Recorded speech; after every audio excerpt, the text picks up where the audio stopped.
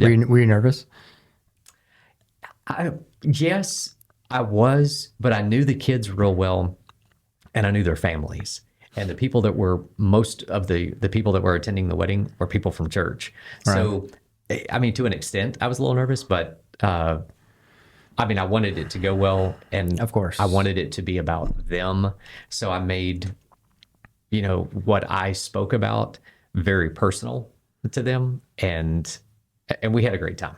That's good. It really was a lot of fun. Yeah, that'd be exciting. I think I'd be nervous, but because it's their one day that, you don't want to mess it up. You want it to be amazing. So I think I'd be a little bit nervous, but then you probably get caught up in the joy of what they're going through and stuff like that. So I think the one thing that I've always appreciated by you is that I know I always knew you were very religious, but you don't talk about it. You don't bring it up. It's not like you're shoving it in people's face. You're just, but more so how you live your life, I can tell. And, you've been kind of a role model to me too, because I'm like, Chris, he's such a family man. He's happily married. He's like, you always say like opposites of, like opposites attract. And you always had a lot of things that I wanted in my life, like that solid relationship and things like that.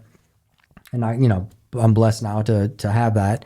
But after 51 years, you've gone through some of that with me. And so I just think I always try to figure out what's the magic secret of Chris. You know what I mean? Like, what is it you're doing? And I think a lot of it is, none of us are perfect, but I think you've lived your life very godlike, if you will. Yeah. And I think that's helped me to figure some things out, Cool. And I think, you're like my elder mentor. There it is.